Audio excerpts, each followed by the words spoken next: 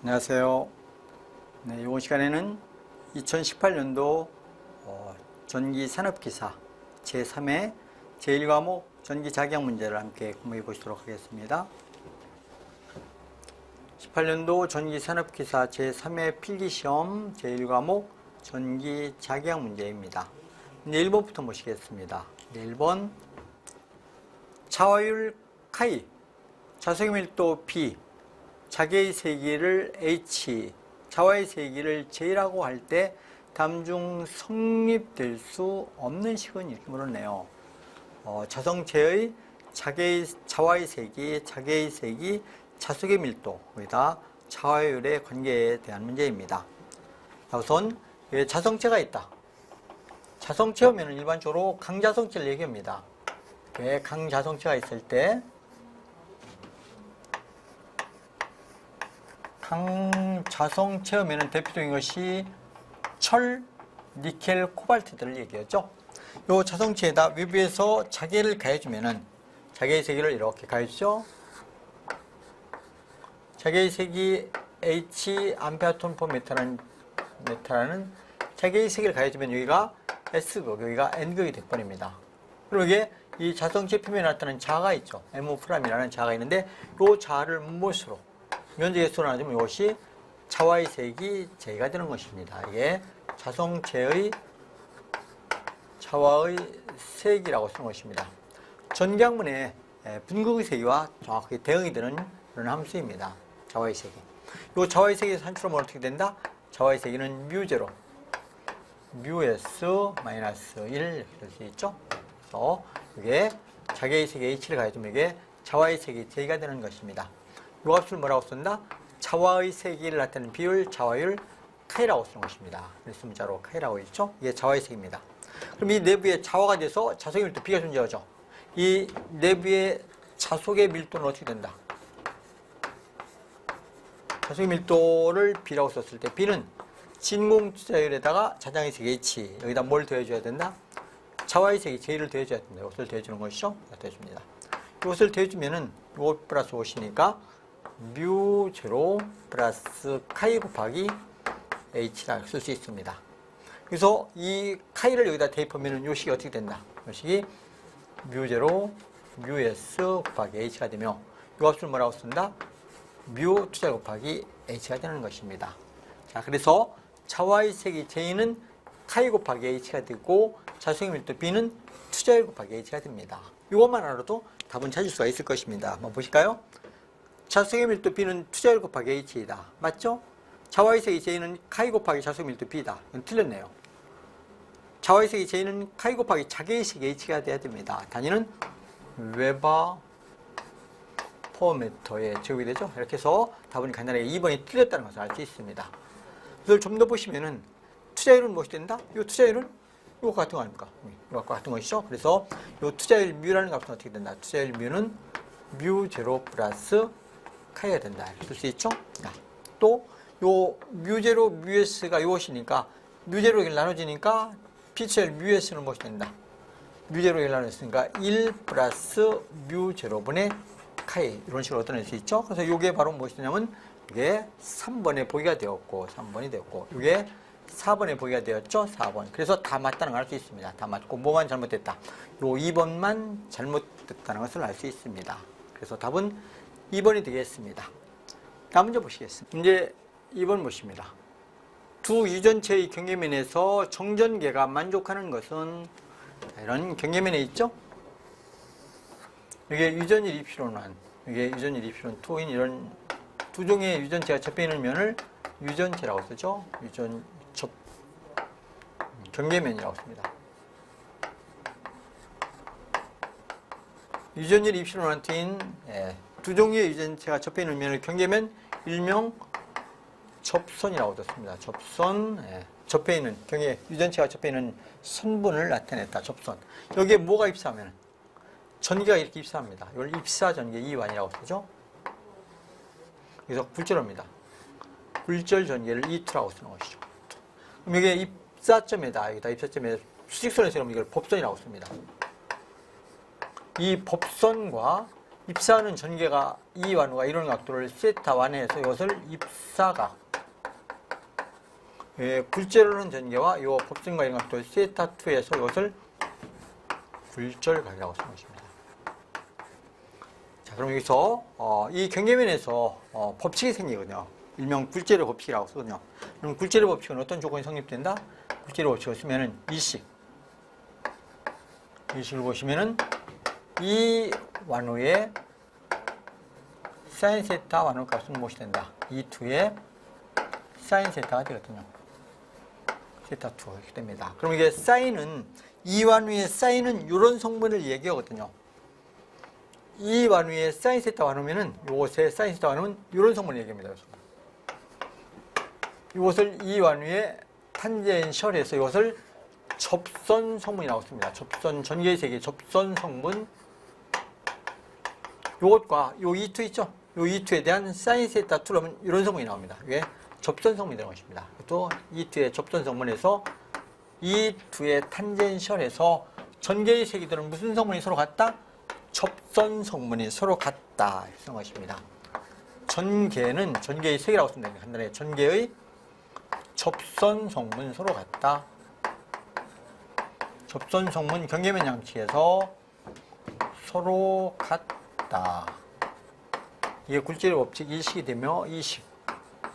여기다 전개의 세계다 유전율이 곱해지면은 전속의 밀도가 되는 것입니다. 그럼 D 완우의 코사인이 되거든요. 코사인 세타 완우는 무엇이 된다? D2, 전속의 밀도 D2의 코사인 세타 2가 되죠.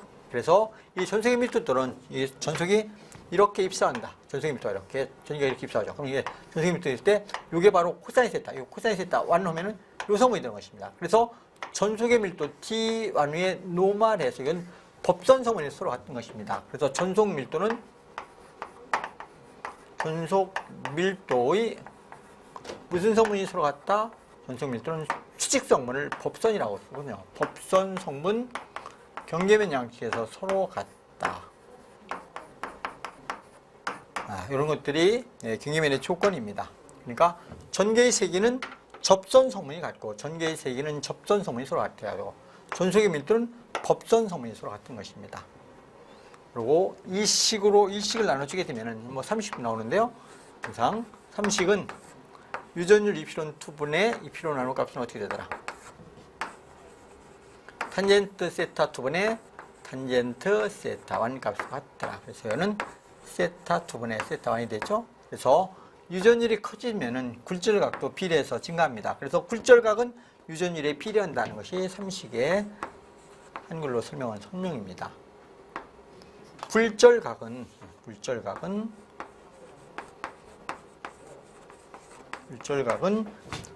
유전율에 비례한다.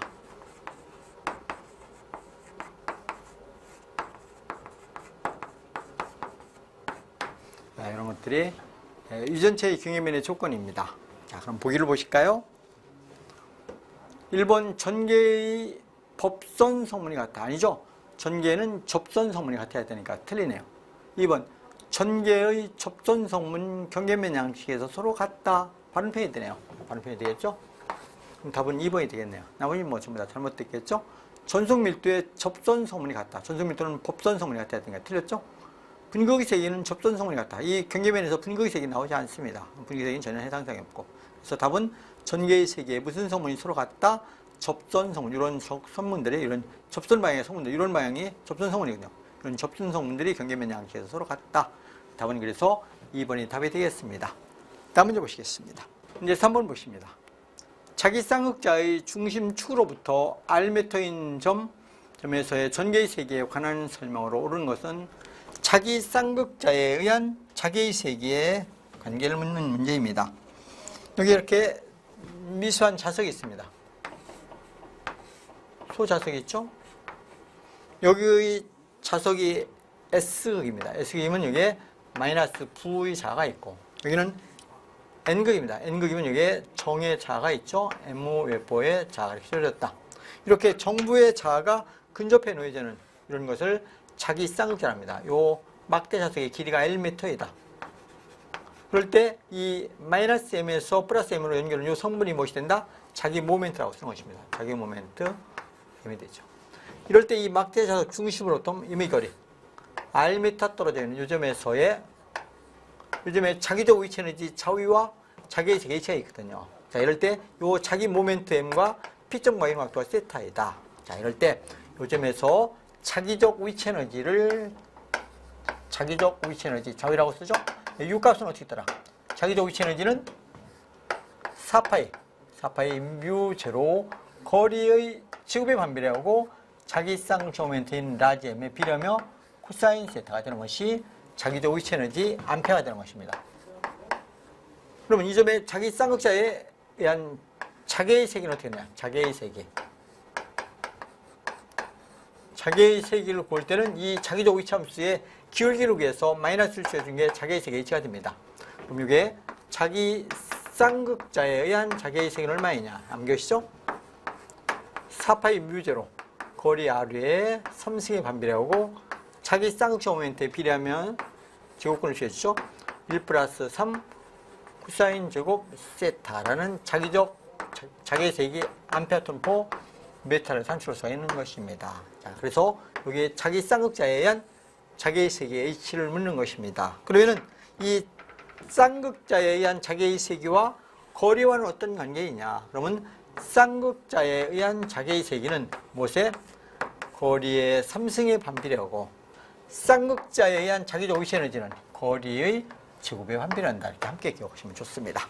자, 자기의 세기를 물었기 때문에 거리의 3승에 반비례해야 됩니다. R에 비례한다 틀렸죠? R의 제곱에 비례한다 틀렸고 R의 3승에 반비례한다. 그래서 R의 이건 제곱에 반비례는 틀렸고 이게 R의 3승에 반비례한다 해서 4번이 답이 되겠네요. 자기 쌍극자에 의한 자기의 세기에 대한 문제입니다. 다음 문제 보시겠습니다. 문제 4번 진공 중에 전개 강도 E가 IX 플러스 JY 플러스 KZ로 표시될 때 반지름 10m의 구면을 통해서 나오는 전체 전속은 약 몇 쿨럼인가? 전속을 구하는 문제네요. 전속 P사이로 쓰죠. 전속은 무엇이냐? 전속은 항상 전하 Q와 같은 것입니다. Q 쿨럼의 전하로부터 유출되어 나오는 전속의 수는 전하와 같죠? 이 전속은 항상 무엇으로 쓸 수 있다? 전속 P사이라고 쓰는데 P사이 그랬습니다. 전속은 전속의 밀도 D에다가 수직성분의 미션 면적을 촉분해서 합해서 곱해준 밀도 곱하기 면적이니까 전속의 수가 되겠죠? 전속의 수는 무엇이냐 이렇게 쓰는데 이 가우스의 발산 정리에 의해서 면적분을 무슨 적분으로 발산 다이버전스를 취해주면 D를 취해주면 무엇이 된다? 다이버전스 발산을 취해주면 면에 대한 적분이 최적에 대한 적분 델타 V로 치환되죠? 이렇게 면적분이 최적 적분으로 치환되는 것을 가우스의 발산정리라고 쓰는 것입니다. 그러면 이 전속의 밀도 D는 무엇이다? 전속의 밀도 D라는 건 항상 무엇이야? 이것은 진공 중일 때는 진공 유전율 입실온 제로 곱하기 전개의 세기 2가 바로 전속의 밀도가 되는 것입니다. 자, 그러면은 이 미세한 최적을 적분해 주니까 전체 최적이 되고 그럼 이거 보면 되네요. 유전율 입실온 제로는 상승이 나오고 다이버전스 D, 그럼 다이버전스는 미분 연산자 나블라로 표시하면 되겠죠? 도트 2가 되겠습니다. 이게 입실온 제로 곱하기 2가 전속의 밀도 D가 되는 것이니까 상수를 빼낸 것입니다. 그래서 다이버전스는 미분 연산자와 벡터 사이에 내적으로 표현하죠. 그래서 입실온 제로 나블라 도트 2 곱하기 최적을 다 적분해 줬으니까 최적 볼륨을 곱해주면 되네요. 이건 최적이 됩니다. 미세한 최적을 적분해 줬으니까 전체 최적으로 곱해주면 되겠죠. 그러면 먼저 이것을 먼저 산출해야 되네요. 나블라 도트 2는 무엇이냐? 야, 나블라 도트 2를 한번 보실까요? 나블라 도트 2는 내적에서 많이 배우셨죠?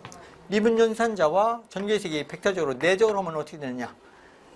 I와 I 도트 I와 J 도트 J, K 도트 K는 1이 됩니다. 그리고 IJ, JK, KI는 전부 다 0이 되죠? 그래서 나블라 도트 2하면 이렇게 되는 것이죠. 라운드 X분의 라운드 EX. 그러니까 전개의 세기 X분의 X로 미분해주고 플러스 라운드 Z분의 라운드 E의 Y 해서 Y성분 Y로 미분해줘야죠. Y성분 Y로 미분해주고 플러스 라운드 Z분의 라운드 EZ 해서 전개의 세기 Z성분은 Z로 미분해주면 되는 것입니다.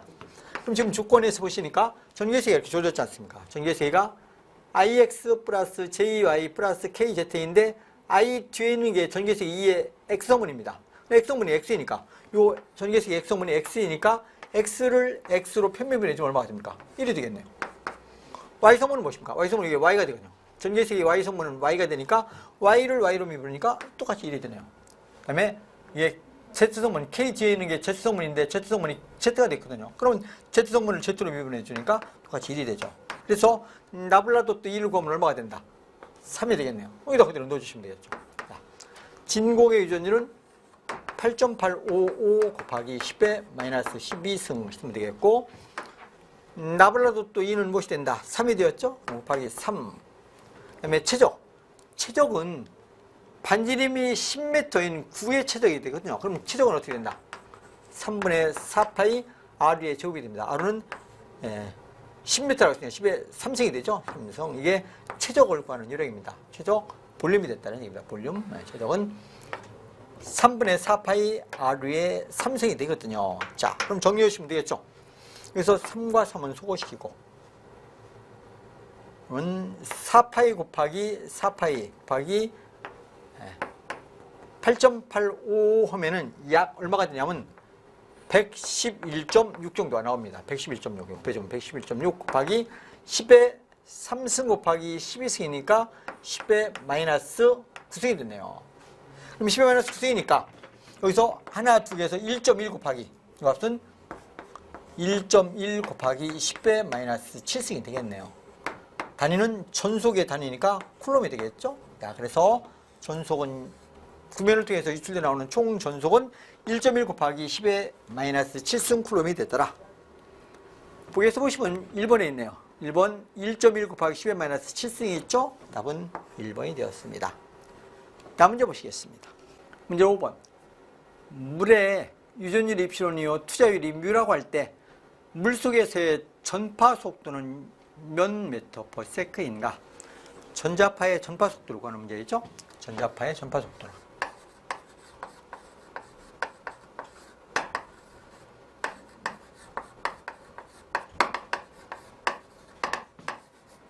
전자파의 전파 속도는 우선 암기하시죠? 전자파의 전파 속도는 루트 유전율 투자율 분의 1이 됩니다. 그런 값은 항상 파의 길이 파장 곱하기 주파수라 해서 단위가 단위 시간 동안에 간 거리에서 메타 퍼 세크로 쓰는 것이죠. 파동 방정식에서 유추할 수가 있습니다. 암기하시죠?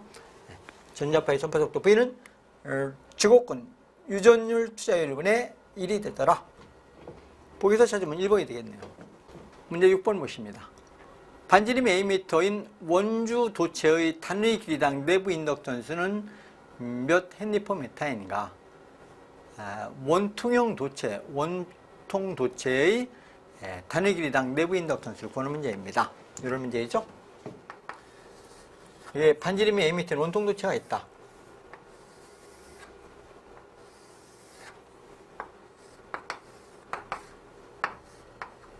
반지름 Am은 원통 도체가 있다는 얘기죠.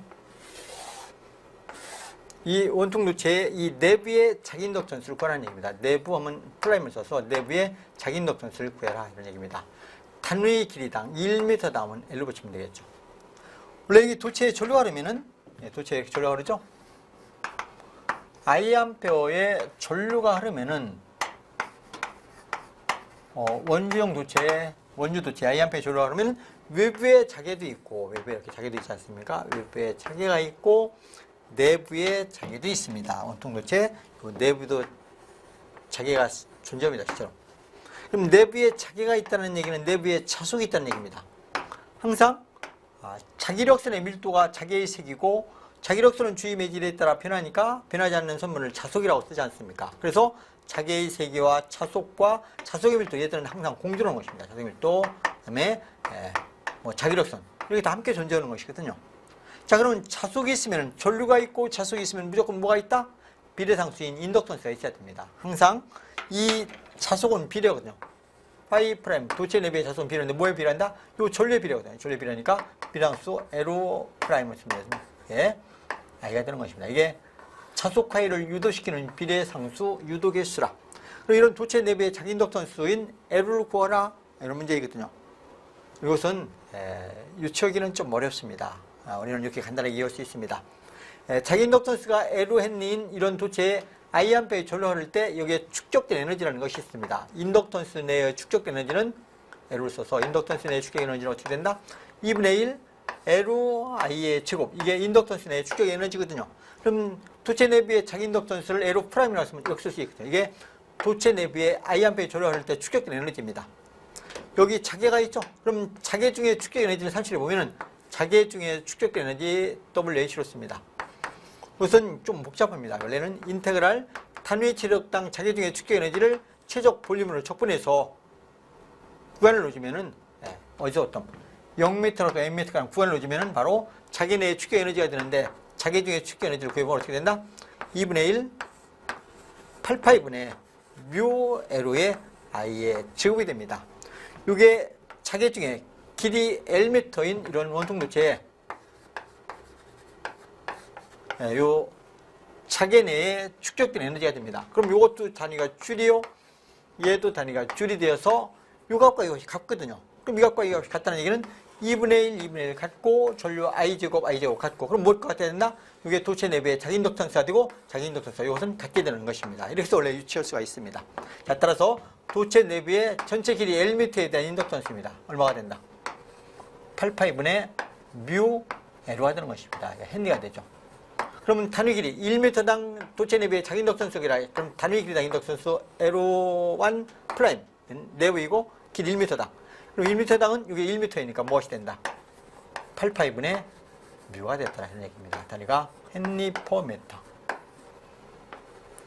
이 도체 내부의 이 자기 인덕턴스가 여러분들이 전력공학을 공부하실 때 송전솔로에서 인덕턴스라는 걸 배웁니다. 그럼 도체 내부의 인덕턴스와 외부의 인덕턴스를 합해줘서 이것을 뭐라고 쓴다? 이게 얼마가 되냐면 단위 길이당 인덕턴스로서 이 L1 플레임을 어떻게 된다?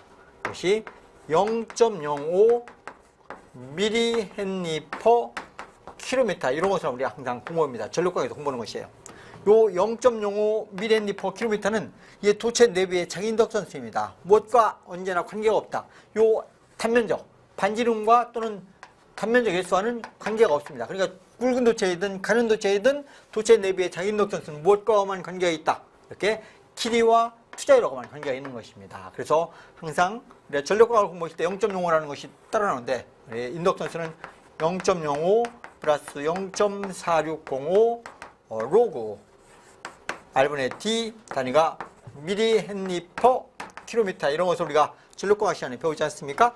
요 0.05가 항상 도체 내부의 자기 인덕턴스에서의 얘를 이야기한다. 이렇게 알아두시라 이런 얘기입니다. 자, 그래서 도체 내부의 단위 길이당 자기 인덕턴스는 8파이분의 투자율 뮤가 되는 것입니다. 8파이분의 투자율 뮤가 되어서 답은 몇 번이 되었다? 2번이 되는 것입니다. 답은 2번이 되겠습니다. 다음 문제 보시겠습니다. 문제 7번 보시겠습니다.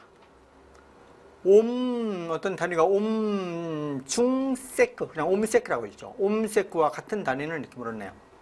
옴세크와 같은 단위. 그럼 저항의 개념을 갖는 것인데, 인덕턴스 단위가 헨리죠. 헨리 단위가 옴세크입니다. 인덕턴스를 보시면은, 이게 인덕턴스이거든요. 여기 코일이 있다. 여기 코일에 I암페의 전류를 흘리면은, I암페의 전류를 흘려주면은, 자기적 에너지 흐름인 자속이 이렇게 나옵니다. 자기적 에너지 흐름, 자속 화이가 유도되죠? 그러니까 외부입니다. 그러면 이 자속은 비례하죠, 항상. 자속 화이는 비례한다. 비례하죠. 무엇에? 이 도체에는 전류에, 이 코일에 있는 전류에 비례하는 것이 바로 자기적 에너지 흐름 자속입니다. 이 비례를 이코로, 는으로 쓰려면 여기다 뭘 쓴다? 비례상수 L을 쓰는 것입니다. 이것이 유도 개수라는 것입니다. 물론 여기 코일의 콘수가 N우에 감겨있다. N우에 감겨있다. 그럴 때 석유자석은 N우파이가 이게 석유자석입니다. 그래서 이것은 자기유리에서 아주 가장 기본이 되는 식입니다. N우파이, 코일의 콘수 곱하기 자석화이는 무엇이 된다? 인덕턴스 L 곱하기가 이게 됐더라. 따라서 이 인덕턴스는 무엇이 된다? 이게 자기 인덕턴스라고 쓰는 것입니다. 인덕턴스, 자기 자신의 전류에 의해서 자기 자신과 세기되는 자속에 대한 비례상수를 자기 인덕턴스에서 L로 씁니다. 그럼 자기 인덕턴스 L은 무엇이 된다? 단위가 헨리가 되거든요. 헨리가 되는데 얘는 I분의 N파이 아닙니까? 전류 I로 파이를 나눠주면 이게 인덕턴스가 됩니다. 그럼 인덕턴스의 단위는 어떻게 된다? 이게 헨리거든요. 미국의 조셉 헨리라는 분의 이름의 약자입니다. 헨리. 헨리는 무엇이다? 헨리라는 것은 차속의 단위, 웨버입니다. 웨버를 무엇으로? 전류 단위, 암페어로 나눠줬습니다. 이 턴은 상수이거든요. 상수이기 때문에 필요 없습니다. 그럼 이 웨버라는 것은 전자유도현상에서 보면은 항상 기전력 2는 무엇이 된다? 기전력 2는 페라데이 법칙에서 T분의 파이가 이게 기전력 2입니다. 기전력 2의 단위는 볼트. 볼트는 세크로 웨버를 나눠주는 값이죠. 웨버를. 자, 그래서 웨버라는 단위는 무엇이 된다? 볼트 세크가 되거든요. 이 웨버는 전압 볼트와 시간 세크를 곱해준 것이 웨버가 되겠습니다. 그럼 암페어로 나눠졌죠. 그럼 볼트를 암페어로 나눠주면 무엇이 된다? 이게 옴이라고 쓰는 것이죠. 옴 곱하기 세크. 그러니까 이 인덕턴스 헨리의 단위는 무엇이 된다? 헨리라는 것은 저항과 같은 개념을 가지며 시간적 영역을 갖는 저항이다. 이렇게 보는 것입니다. 그래서 옴세크는 무엇과 같다? 헨리, 인덕턴스의 단위인 헨리와 같다. 이렇게 이해하시죠? 그래서 헨리와 같다. 2번이 되겠습니다. 다음 문제 보시겠습니다. 문제 8번 보시겠습니다. 그림과 같이 일정한 권선이 감겨진 권횟수 N의 단면적 Sm의 지고 평균 자료의 길이가 Lm인 환상 솔레노이드에 전류 Iam페어를 흘렸을 때 이 환상 솔레노이드의 자기 인덕턴스 L은 몇 헨리인가? L을 구하라는 얘기입니다. 자기 인덕턴스 L로. 단 환상철심의 투자율은 뮤이다. 그래서 이게 환상 솔레노이드를 나타내고 있네요. 환상 솔레노이드에서 이 단면적은 이 단면적, 절단했을 면적이 단면적입니다. Sm의 제곱이고 이건 자료의 길이입니다. 평균 자속이 수행할 수 있는 자료의 길이 평균 길이가 Lm라 주어진 것입니다. Lm. 자, 이럴 때 자기 인덕턴스 이 솔레노이드의 자기 인덕턴스 L 값은 얼마이냐? L을 구하라는 얘기입니다. 인덕턴스는 어떻게 되느냐? 자, 우선 요 자기 회로의 오미 법칙이라는 것이 있죠? 요 자기 회로의 오미 법칙은 무엇입니까? 차속하이는 자기 저항 ROM분의 기자력 F. 이게 자기 회로의 오미 법칙입니다. 전기 회로에서 뭐가 대응된다? 전류 I는 무엇이 된다? 전류 I는 전기 저항 R분의 기전력 2였죠? 이거랑 똑같은 대응되는 것입니다. 자, 그러면 자기 저항은 무엇이냐? 자기 저항이라는 것은 투자율 단면적분의 길이 L가 자기 저항이고 기자력이라는 건 이 코일의 권수 곱하기 I가 되거든요. 코일의 감기에는 권수 있죠? 이 권수 곱하기 N회 곱하기 전류 I가 기자력이 되는 것입니다. 그러면 자속하이는 무엇입니까? L분지 뮤 NOIS. 이게 자속하이입니다. 웨버. 자, 그럼 이런 솔레노이드의 자기 인덕턴스는 어떻게 되냐? 좀 전에 배우셨죠? NO파이는 권수 곱하기 자속하이는 무엇이 된다? LI라고 배우셨죠? 그래서 이걸 구하는 얘기입니다. 인덕턴스 L 값은 무엇이냐? I분의 NO 곱하기 파이가 됩니다. 파이 여기서 구했으니까 넣어주시면 되겠죠. 넣어주시면은 I분의 NO 곱하기 L분지 뷰 NOIS 이걸 구해주면 되는 것입니다. 자, 그럼 여기서 전류 I와 I의 소거되고 NO 있고 NO 있으니까 NO의 제곱이 되겠죠? 따라서 이런 환상 솔레노이드의 자기 인덕턴스 L은 무엇이 된다? 자료의 길이 L분지 투자일 뮤 코일의 권수 NO의 제곱의 비례입니다. NO. 단면적 S를 곱해주면 되겠죠? 이 인덕턴스 헨리가 되겠습니다. 자, 이래서 이런 환상 솔레노이드의 자기 인덕턴스는 자료의 길이 L분지 투자율 권수의 제곱이 항상 비례합니다. 그 다음에 단면적이 비례하죠? 자, 보기에서 찾아보실까요? L분지 뮤 NO의 제곱이 돼야 되네요. 틀렸고, 이건 투자율의 제곱이니까 틀렸고, 여기에 있네요. L분지, 자료의 길이 L분지 투자율, 뮤, S 곱하기 NO의 제곱에 비례하더라. 그래서 답은 4번이 되겠네요. 문제 9번 보십니다. 콘덴서의 성질에 관한 설명으로 틀린 것은, 콘덴서. 콘덴서는 카패시터, 전하를 축적하는 장치. 조그마한 도체 갖고 많은 전하를 축적할 수 있도록 정교하게 만든 장치를 우리는 콘덴서라. 이걸 카패시터라 이런 표현을 쓰고 있죠. 표현판 콘덴서입니다. 콘덴서이죠. C페럿에 콘덴서가 있다. 이런 콘덴서가 있을 때 이 콘덴서에 축적되는 전하 Q는 무엇이 된다? 축적되는 전하 Q는 항상 Q는 CV가 됩니다. CV라 CV. 이럴 때 이것을 우리는 전하를 축적할 수 있는 능력 정렬능력 C라고 씁니다. 그럼 C는 어떻게 된다? 정렬능력 C는 V분의 Q가 되거든요. 그러면 여기서 이 정전능량이라는 정의는 전압 V를 1V를 공급했을 때 1km의 전압을 추적할 수 있는 능력을 우리는 뭐라고 한다? 정전능량, 페럿이라고 쓰는 것입니다. 전해차 1V에 의해서 Qkm의 전압을 차지할 수 있는 능력 C는 Q가 되는 것입니다. 1V에 대한 전하량이 정전능량이 되는 것입니다. 의미를, 정전능량의 의미를 알아두시고, 이 콘덴서의 정전능량을 알아두시고, 이 똑같은 콘덴서들을 이렇게 정전능량을 갖는 콘덴서들을 이렇게 직렬로 연결한다. C페럿의 콘덴서를 이렇게 직렬로 N개를 연결했다. N개를 연결하면은 이 전체의 전압 V는 V일 때 각 콘덴서에 걸리는 전압은 N분의 V가 걸립니다. 그래서 내압은 이렇게 이 전압이 N분의 1로 줄기 때문에 이 전체 전압은 N배로 증가합니다.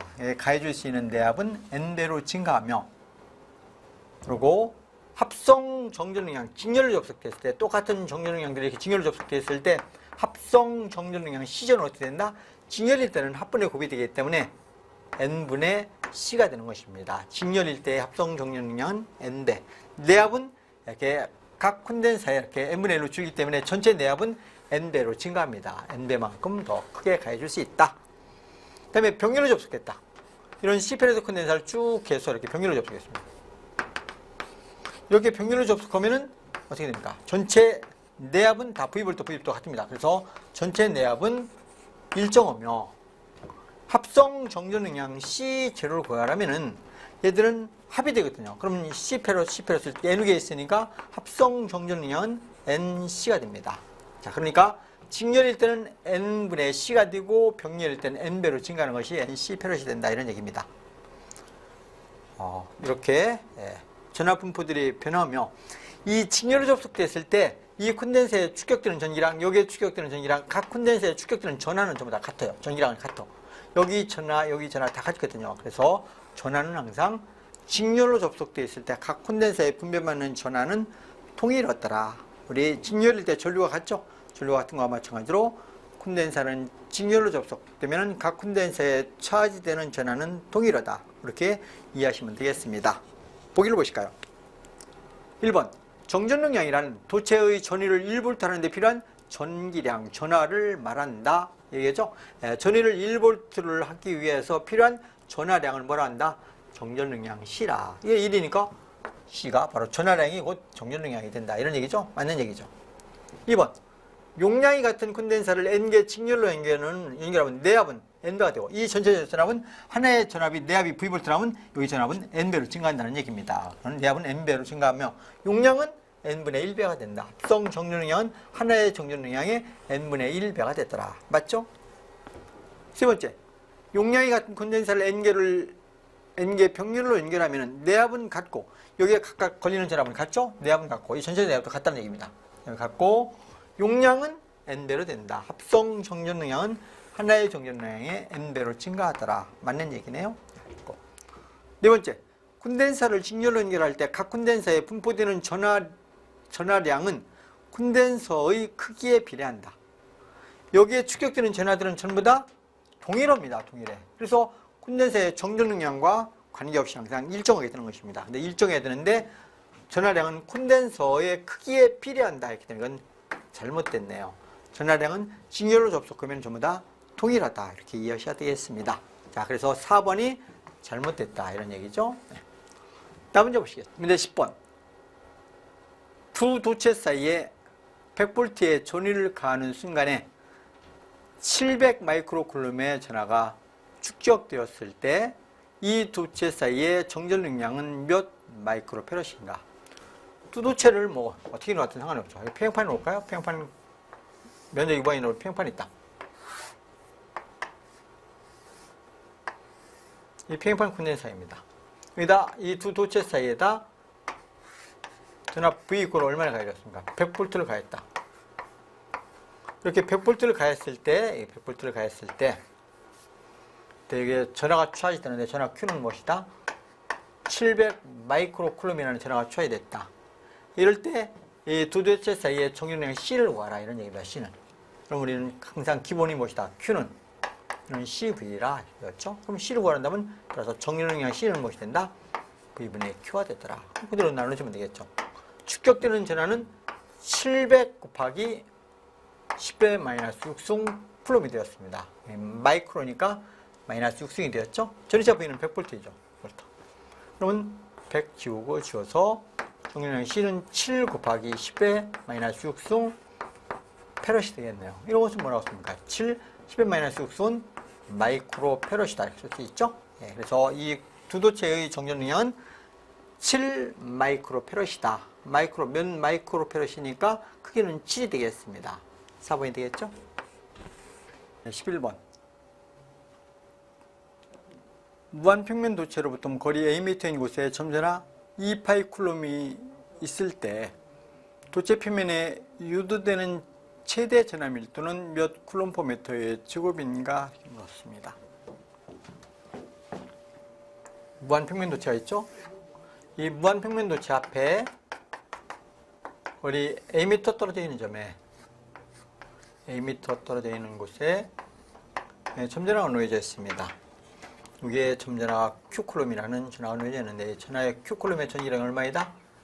2파이 쿨롬이라는 전하가 놓여져 있죠? 자, 이럴 때 이 무한평면 도체의 정전 유도에서 마이너스 전하가 이렇게 나타나게 됩니다.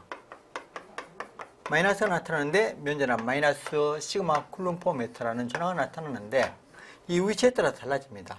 여기서 수직거리, 바로 직선거리 최소인 곳에서 전하 밀도가 최대가 되거든요. 면전하 밀도 시그마가 맥시멈이 됩니다. 그럼 요점에서의 최대 전하 밀도는 얼마인가 하는 문제입니다. 요 앞 최대 전하 밀도를 구하라.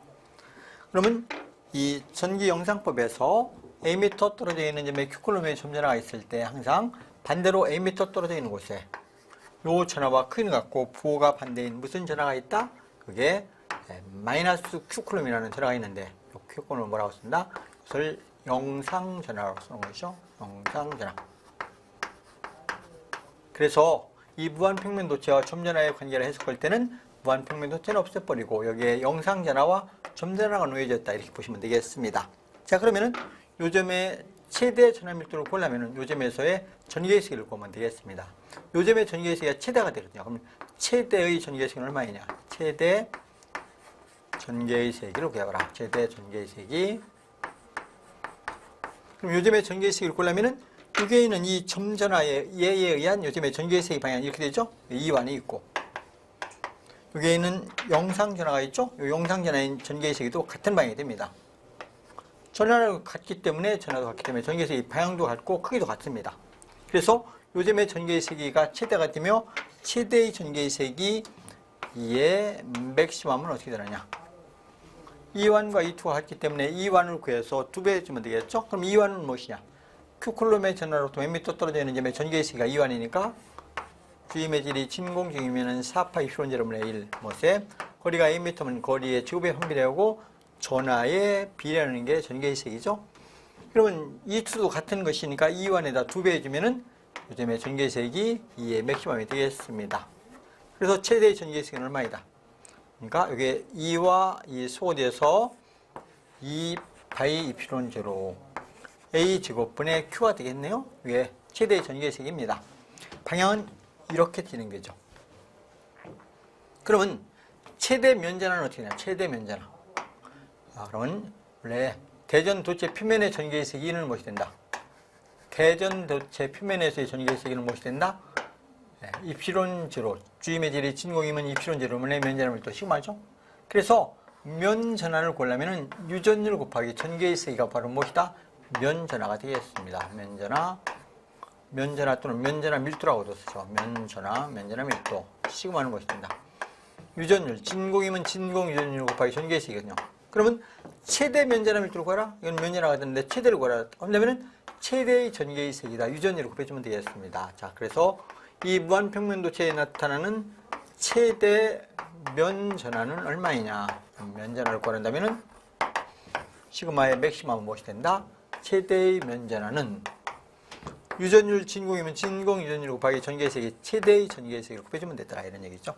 그래서 최대의 전기의 세기를 구해놨죠. 그럼 최대의 전기의 세기 곱하기 유전율이 되는 것이니까 여기 유전율만 소거되면 되네요. 그렇죠? 네, 그래서 2 2파이 A의 제곱분의 Q가 되겠습니다. 그래서 최대의 면전화의 크기는 이렇게 되거든요. 쿨롬 퍼 미터의 제곱이 되는데 여기에 나타나는 전화는 무슨 전화이다? 부호가 돼야 되거든요. 여기는 마이너스의 전화가 나타나거든요. 그래서 항상 여기다 뭘 첨부시켜줘야 된다. 마이너스 부라 해서 마이너스를 넣고 첨부시켜주는 게 원칙입니다. 그래서 최대 면전화는 2파이 A 제곱분의 마이너스 Q 쿨롬 퍼 미터라는 미터의 제곱이라는 최대의 면전화가 나타났더라. 그렇게 이해하셔야 됩니다. 자, 그럼 여기서 요 전압값도 줄였습니다. 이게 점전화가 얼마이다? 2파이라고 줄였죠? 그럼 2파이를 여기다 집어넣으니까 2파이, 얘가 2파이니까 2파이 소거되니까 따라서 최대 면전화는 무엇이 된다? 면전화는 A 제곱분의 마이너스 1이 되겠네요. 그래서 A 제곱분의 마이너스 1 쿨롬 퍼 미터의 제곱이 되었다. 자, 보기에서 찾아보실까요?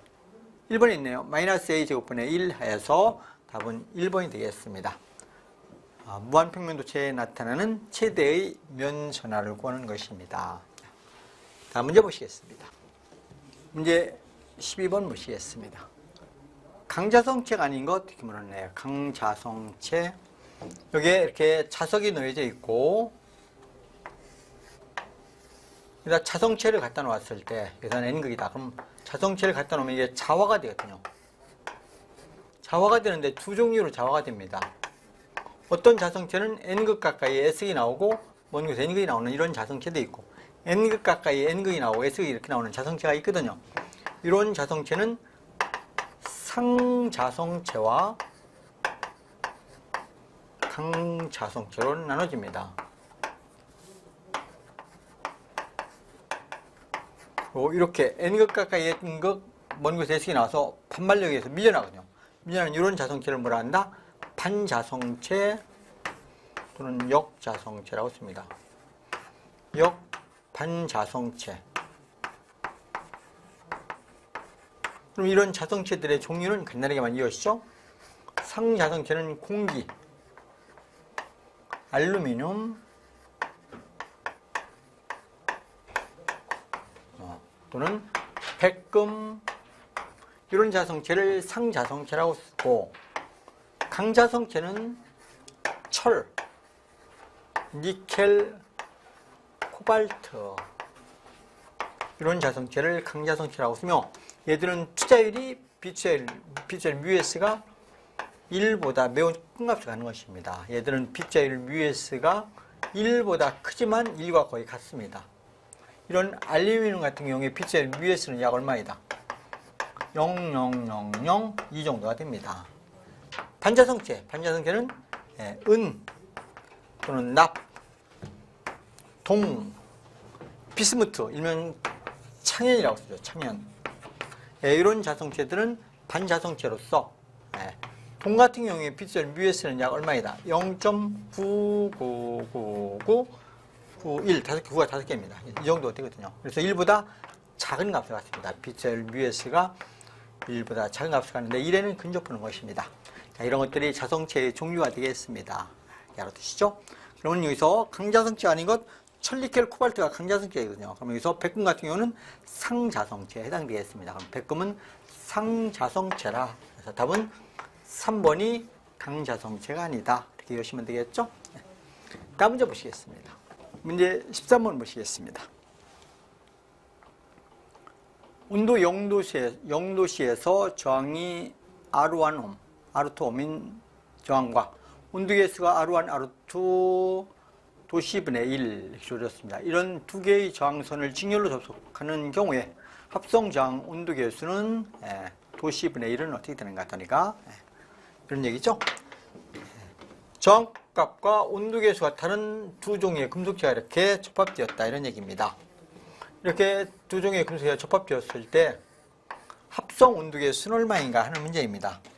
요도체의 온도계수는 알파1이요. 저항값은 R1입니다. 요도체의 온도계수는 알파2요. 저항값은 R2라. 자, 그럴 때 직렬로 연결했을 때 얘들의 합성 온도계수 알파 이런 값을 구하라. 여기죠. 온도계수를 구하는 것이니까 그것은 알파1 곱하기 R1 플러스 알파2 곱하기 R2 하면은 이게 저항 온도계수가 합해진 거 아닙니까? 그러면 이 각각 저항으로 나눠지면은 온도계수의 값이 되는 것입니다. R1 플러스 R2로 나눠주면 이게 합성 온도계수를 산출하는 공식이다. 이렇게 이건 암기하시면 좋습니다. 자, 그래서 보기에서 찾아보면은 2번에 있죠? R1 플러스 R2분의 알파1 곱하기 R1 플러스 알파2 곱하기 R2에서 이게 두 금속체에 대한 합성 온도계수가 됐더라. 그래서 답은 2번이 되겠습니다. 다음 문제 보시겠습니다. 문제 14번 평행판 콘덴서에서 전극 간의 V볼트의 전위차를 가할 때 전개의 강도가 공기의 절연 내력 2를 넘지 않도록 하기 위해서 콘덴서의 단위 면적당 최대 용량은 몇 페로포미터인가? 평행판 콘덴서인데요. 이런 평행판 콘덴서가 주어졌습니다.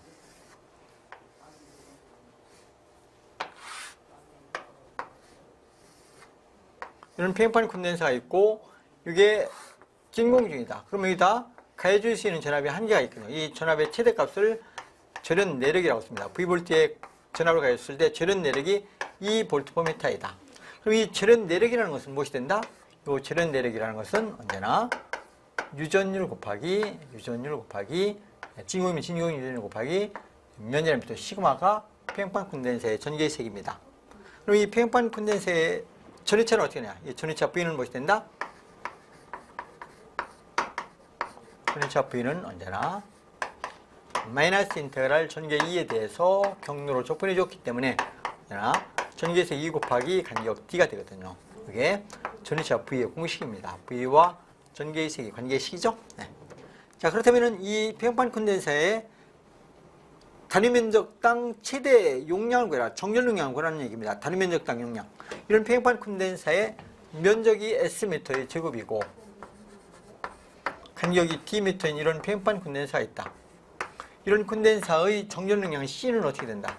C는 간격의 반비례하고 면적의 비례하면서 비례함수가 2π 제로가 됩니다. 이게 평행판 콘덴서의 정렬 용량입니다. 그러면 단위 면적당 정렬 용량, 최대 정렬 용량 그랬으니까 단위 면적당 최대 정렬 용량은 요 S가 1이 되면 되는 것입니다. 그래서 단위 면적당 1로 쓸까요? 단위 면적이 1m의 지금인 이런 단위 면적당 평행판 콘덴서의 정렬 용량은 어떻게 된다? T분의 2π 제로가 되겠죠? 이게 단위 면적당 정렬 용량 C가 되는 겁니다. 그럼 여기서 우리는 D라는 건 산출할 수 있습니다. 이 평행판 사이의 거리 D는 무엇이 된다? 간격 D는 D라는 값은 전개의색이 2로서 무엇을 전위차를 나눠주면 전개 2로 나눠주면 간격 D가 되겠죠? 그래서 여기다 대입시켜주면 되는 것입니다. 그래서 평행판 콘덴서의 최대의 단위 면적당 정렬 용량은 D 값 대신에 2분의 V를 대입해서 정리해 주니까 입시론 제로가 되어서 전개식 2는 올라갈 수 있죠? 따라서 전위차 V분의 입시론 제로 곱하기 전개식 2. 이게 전개식이라고 하지만 이게 절연 내력이 되는 것입니다. 이게 가해줄 수 있는 최대 전압 전위차가 되고. 그래서 V분의 입시론 제로 곱하기 절연 내력. 그러면 이게 단위 면적당 최대의 정전 용량 페로포미터의 제곱이 되겠습니다. V를 찾아보실까요? V는 여기서 보면은 2번이 있네요. 단위 면적당 최대의 정전 용량은 V분의 입시론 제로 곱하기 요 2가 절연 내력을 얘기합니다. 물론 여기서 전개식과 같은 개념이지만 절연 내력이 되었다. 그래서 보기에서 찾으면 답은 2번이 되겠네요. 네. 다음 문제 보시겠습니다. 15번 그림과 같이 반지름 Am, 중심 간격 Dm, A의 A도체에 플러스 람다 쿨롬퍼미터, B에 마이너스 람다 쿨롬퍼미터의 평행 원통 도체가 있다. 간격 D가 반지름 A보다 매우 크다 할 때 단위 길이당 정전 용량은 약 몇 페로포미터인가? 그러니까 조건에서 이 평행판 사이, 평행 도체 사이의 간격이 D가 이 반지름에 비해서 매우 크다는 얘기입니다. D 값이 A보다 매우 크다. 자, 이럴 때 평행 도체 사이의 정전 용량 C를 구하는데 이것은 공식은 유도기가 좀 복잡하니까 암기하시죠. 원래 전위차를 구하게 되면 이런 도체 사이에 V볼트의 전위차가 가면 람다 정전화와 부의 전화가 나타나는데 이런 전위차도 함께 알아두시면 좋죠. 전위차는 어떻게 된다? 전위차 V를 우리가 정리해보면 이렇게 됩니다. 파이 주위 매질이 진공이다. 파이 필론 제로분의 람다 ln a분의 d-a입니다. 근데 d-a인데 a 값이 d보다 매우 작기 때문에 마이너스 a는 생략할 있는 것입니다. 이게 전위차 V가 되거든요. 그러면은 정전 용량 C는 어떻게 되느냐? 이런 평행 도체 사이에 정전 용량 C로 구해라. 그럼 C의 크기는 항상 V분의 Q가 되거든요. 그럼 전체 길이, 요 길이가 아니라 평행 도세가 이렇게 되어 있는데, 길이 요 L미터. 길이 L미터에 대한 정렬 영향을 구한다면 이렇게 되는 것입니다. V값 대신에 넣어주죠. 파이 입실론 제로분의 람다 곱하기 ln A분지 D분의 Q는 항상 선전함도 람다 곱하기 길이 L가 되거든요. 그래서 파이 입실론 제로 올라가고 단위 길이당 전하 람다는 소거됩니다. 소거돼서 위로 올라가죠? 맞습니다. 그래서 길이 L미터에 대한 정렬 영향은 어떻게 된다? ln A분지 D분의 파이 입실론 제로 곱하기 L이 됩니다. 이게 페럿이 되거든요. 길이 L미터당. 그러면 단위 길이당. 요 길이 L을 얼마나 놓는다? 1m를 놓으면 이게 단위 길이당입니다. 그래서 평행 도체 사이에 단위 길이 1m당 정렬 영향은 어떻게 된다? 요 값 대신에 1m를 넣어주면 되거든요. 그래서 어떻게 된다? ln 자연로가 되는 것이죠. A분의 D분의 파이 입실론 제로 단위 길이당이니까 페럿 퍼 미터가 되는 것이죠. 자, 그래서 평행 도체 사이에 단위 길이당 정렬 용량을 구할 때 로함수가 나오면 언제나 작은 것분에 무조건 큰 것이 됩니다. 이게 큰 것분에 작은 것이 되면 이게 마이너스가 되거든요. 그래서 언제나 작은 것분에 큰 것, 이런 거 꼭 알고 계셔야 됩니다. 파이 입실론 제로만 쳐주시면 되겠죠? 그래서 여기서 2파이니까 이거 틀렸죠? ln D분의 2니까 여기서 틀렸습니다. 3번 ln A분의 D분의 2니까 여기서 틀렸네요. 4번 ln A분의 D분의 파이 입실론 제로에서 답은 4번이 되겠네요. 평행 도선 사이에 단위 길이당 정전 영향입니다. 다음 문제 보시겠습니다. 문제 16번 벡터 A 벡터가 OR sin phi AZ가 원기둥 좌표계로 주어졌다. 점 R 이꼬르 2입니다. 파이가 이꼬르 파이. Z는 0이 되네요. 여기에서 라블라크로스 A 벡터를 구한 값은 자, 예. 원기둥 좌표, 원통 좌표계입니다. 원통 좌표계.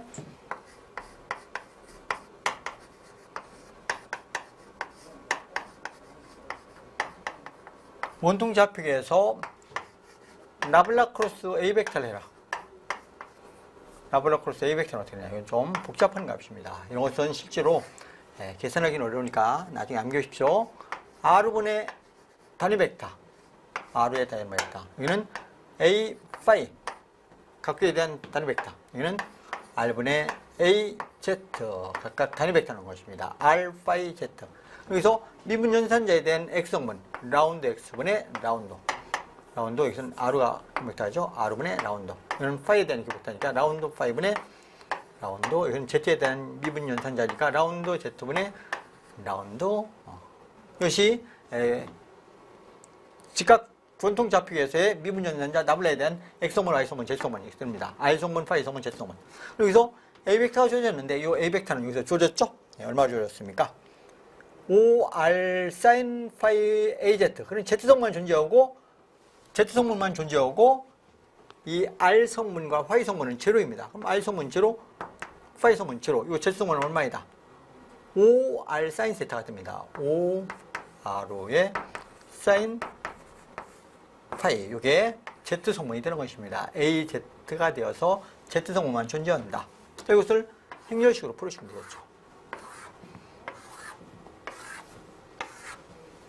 그래서 여기서 이렇게 곱하는 것은 플러스, 여기서 이렇게 곱하는 것은 마이너스가 됩니다.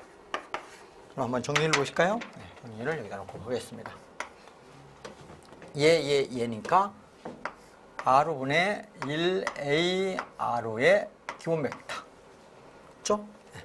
그리고 여기 이것을 뭐로 미분해 줍니까? 파이로 미분해 주네요. 그럼 파이로 미분하면 얼마입니까? 막걸리 미분해 볼까요? 파이로 미분은 OR의 사인 파이를 파이로 미분하니까 뭐 코사인 파이가 되네요. 그래서 OR의 코사인 파이가 됐다. 하시면 되겠죠. 마이너스니까 이번엔 이렇게 구해줘야 되죠. 이렇게. 3개씩 대각선으로 곱해주는 것입니다. 2 곱하기 이렇게. 그럼 여기 0이 있으니까 뭐 보나마나 0이 되네요. 플러스 A 파이가 되니까 A 파이에 대한 기본 벡터. 그래서 이렇게 되면 플러스가 되니까 이렇게 해서 이렇게 해주니까 0이죠? 그럼 0이 되네 무조건. 0 마이너스. 그래서 이렇게 해주니까 이것은 존재하네요. 존재하니까 우선 A 파이는 나왔고 무엇이 된다? R로서 이걸 미분해 줍니다. 이걸 R로서 미분하면 무엇이 됩니까? 5 사인 파이가 되네요. 5 사인 파이가 됐다. 왜? R로 미분해 줬기 때문에 그렇습니다. 그렇죠? 플러스 R분의 1AZ가 되었습니다. 기본 벡터이죠? 자, 여기서 이렇게 혼자 내려왔으니까 두 개는 가니까 0이 되죠. 0을 R로 미분해 주니까 0 마이너스. 이번은 이렇게 되죠. 이것도 파이로 0을 미분해 주니까 0이 되겠네요. 0. 그래서 이게 전부 다 0이 되네요. 그럼 존재하는 것은 요것만 존재하죠? 자, 따라서 정리해 주면 이렇게 됩니다. 여기 R 지워지고 5 코사인 파이 AR로 이건 기본 벡터가 되겠죠? 플러스 이 마이너스가 되네요. 그럼 마이너스로 지워줄까요? 마이너스 5 사인 파이의 A 파이가 되겠습니다. A 파이 기본 벡터가 되죠. 자, 주어진 조건에서 뭐라고 주어졌냐면은 반지름 R은 R은 2가 되고 각도 파이는 파이가 됐다는 얘기입니다. R은 2이고 파이, 각도 파이는 파이가 됐다는 얘기예요. 파이에 대한. 자, 그럼 넣어주시면 되겠네요. 여기는 파이 값 대신에 얼마만 집어넣는다? 180도 넣어주니까 코사인 180도는 1이네요. 그럼 5R로. 코사인 180도는 마이너스 1이 되죠. 그래서 얘는 마이너스 5AR로. 얘는 각도가 180도니까 사인 180도는 0이 되네요. 그럼 0이 되겠네요. 그럼 0 필요 없죠. 0. 자, 그래서 원통 좌표에 대한 나블라크로스 A 벡터는 무엇이 된다? 그래서 값가장 넣어주니까 마이너스 5AR로 기본 벡터가 된 것입니다. 마이너스 5AR로가 되었다. 여기서 찾아보실까요? 1번은 마이너스가 없습니다. 틀렸네요. 5R의 기본 벡터가 된 것이죠. 틀렸고 2번 마이너스 5R의 기본 벡터 그러니까 마이너스 5 이게 답이 되네요. 답은 2번이 답이 되었다. 보시죠. 2번. 이런 문제는 좀 어렵습니다. 그렇기 때문에 이것은 일반적으로 풀기는 좀 어렵다. 이렇게 알아두시죠. 다음 문제 보시겠습니다. 17번. 두 종류의 금속으로 된 폐유류에 전류를 흘리면 양 접속점에서 한쪽은 온도가 올라가고 한쪽은 온도가 내려가는 현상을 무엇이라 하는가? 우리는 이렇게 두 가지를 함께 기억하시면 좋습니다. 두 종류의 금속체를 이렇게 폐로 풀어옵니다. 두 종류 이렇게 금속체를 두 개를 이렇게 폐로 풀어서 두 종류의 금속체를 폐로 풀어오고 요 접합점의 온도를 달리합니다. 한쪽은 T1 도시로 하고 한쪽은 T2 도시로 온도를 낮춥니다. 온도를 높여주고 온도를 낮춰주면 온도 차이에 의해서 뭐가 흐른다? 이렇게 I암페어의 열 전류가 흐르게 됩니다. 이런 것을 우리는 열전대로 사용은 되는데 이것을 뭐라 한다? 이런 효과를 제백효과라고 씁니다. 제백효과. 사람 이름이죠. 제백이라는 분이 안 했다. 제백효과. 뭐에 의해서? 접합점의 온도를 달리할 때 온도 차에 의해서 전류가 흐르는 현상을 제백효과라고 씁니다. 온도 차에 의해서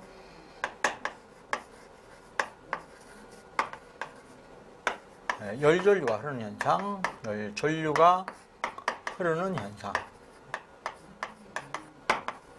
현상은 제백효과입니다.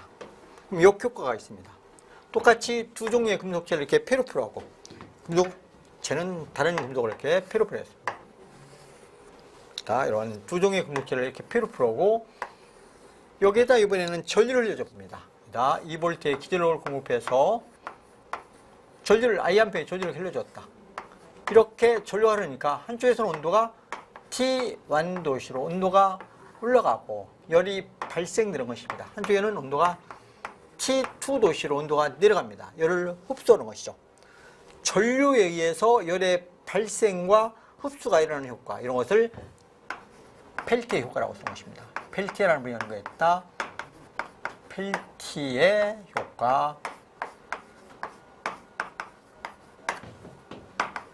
효과라 쓰는 것입니다. 이것은 뭐에 의해서? 전류에 의해서 열의 발생과 흡수가 일어나는 효과입니다.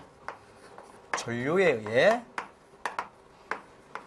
열의 발생과 흡수가 일어난다. 흡수. 그래서 이런 것을 이 펠티의 효과를 응용해서 지금 쓰는 게 무엇이다?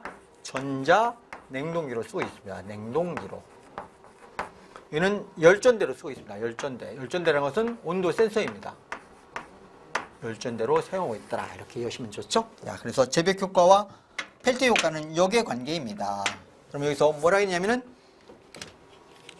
필요에 전류를 흘려줬더니 전류가 흐르면은 양 접수점에서 한쪽으로 온다 올라가고 내려간다. 그럼 이것은 펠티의 효과가 되겠네요. 펠티의.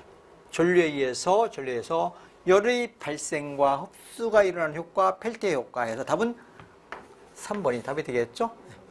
다음 문제 보시겠습니다. 문제 18번. 전자작용에서 벡터 포텐셜을 A 웨버 포미터라고 할 때 유도되는 전개 E는 이렇게 물었네요. 그러니까 벡터 포텐셜과 전개 E의 관계를 묻는 문제입니다. 여러분, 자석의 밀도 B는 항상 무엇이 된다? 자석의 밀도 B는 벡터 포텐셜과 관계를 보면 로테이션 A 벡터 포텐셜이 되겠습니다. 앙페리의 주해적분 법칙로 패러데이 법칙이 있는데요. 패러데이 법칙의 미분형을 뭐라고 쓴다? 패러데이 법칙의 미분형은 로테이션 E는 무엇이 된다? 마이너스 라운드 T분의 라운드 B라고 쓰는 게 이게 패러데이 법칙의 미분형이 되는 것입니다. 그럼 여기서 차속의 밀도 B 대신에 로테이션 A 벡터를 대입해주면은 마이너스 라운드 T분의 라운드 로테이션 A 벡터가 되겠죠? 자, 그래서 여기에 로테이션은 서로 떨쳐도 소거시켜도 상관이 없습니다. 로테이션. 따라서 전개의식 E와 벡터 포텐셜 A 벡터의 관계는 무엇이 된다? 마이너스 라운드 T분의 라운드 A 벡터 포텐셜이 됐더라. 시간적으로 벡터 포텐셜이 변할 때 이 벡터 포텐셜의 변화를 방해하는 방향으로 뭐가 생긴다? 전개가 발생된다. 그래서 전개와 벡터 포텐셜과의 관계를 나타내면은 E는 마이너스 라운드 T분의 라운드 A 벡터. 그냥 E는 쓰지 않고 이제 뭘 물었다? 마이너스 라운드 T분의 라운드 A 벡터가 되어서 3번이 되겠네요. 답은 3번이 전개 E와 벡터 포텐셜의 관계이다. 이것이죠? 다음 문제 보시겠습니다. 문제 19번. B 투자율이 μs 자속 밀도 B 웨버 퍼미터의 지구빈 자개 중에 있는 M 웨버의 점 자극이 받는 힘은 이렇게 물었네요. 우선 기본적으로 여러분들 자속의 밀도 B는 뭐라고 씁니까? B는 진공의 투자율 B 투자율 μs 곱하기 H 이거 쓰죠? 따라서 이 식에서 자개의식 H는 무엇이 된다? H는 진공의 투자율 B 투자율 μs분의 자속의 밀도 B가 바로 자개의식이 암페어톤 퍼 메타가 됩니다. 자, 그러면은 우리 자개의식의 정의는 무엇이 된다? 자개의식의 정의는 항상 M분의 F라 이렇게 배웠습니다. 그래서 두 자와 사이에 흐르는 힘의 세기를 자극의 세기 자화로 나눠주면 자개의 세기가 되겠죠? 그럼 주어진 조건에서 자기가 받는 힘을 구하라는 얘기입니다. 이 자화가 받는 힘의 세기는 어떻게 되느냐? 그러면 힘 F는 무엇입니까? MH가 되겠죠? 자개 중에 M웨브의 자화를 놨을 때 그 자화가 받는 힘 F는 무엇이 된다? M 곱하기 H가 되더라는 얘기입니다. MH. 따라서 자개의 세기 H를 주어지지 않고 차수의 밀도를 조렸기 때문에 그래서 M 곱하기 자개 H 대신에 μ0 μs분의 차수의 밀도 B를 넣어주면 되겠죠? 자, 이게 차수의 밀도 B인 곳에 M웨브의 자화를 놨을 때 그 자화가 받는 힘의 세기가 되겠습니다. 그럼 보기에서 보면 μ0 MB 아니죠? μ0 μs분의 M 곱하기 B 해서 2번이 답이 되겠네요. μ0 μs분의 M 곱하기 B 해서 2번이 답이 되었죠? 네. 다음 문제 보시겠습니다. 문제 20번. 모든 전기장치를 접지시키는 근본적인 이유는 무엇이냐? 물었네요. 모든 전기장치를 접지시키는 이유. 이 지구상에서 전하를 가장 많이 축적할 수 있는 능력을 가지고 있는 물질이 무엇이다? 지구입니다.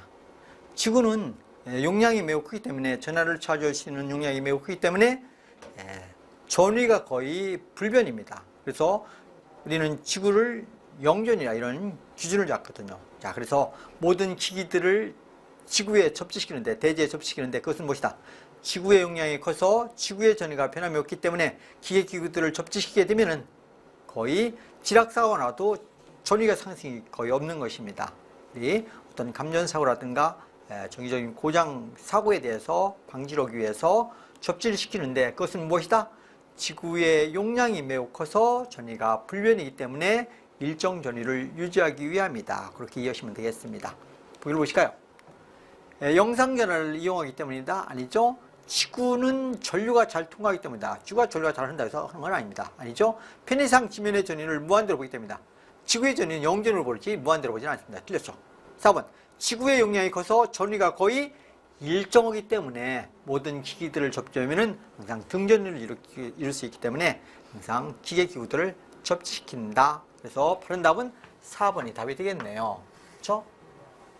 이렇게 해서 2018년도 전기 산업기사 제3회 자기학 문제를 함께 공부하셨습니다. 자, 오늘 수업은 여기서 마치겠습니다. 고생하셨습니다.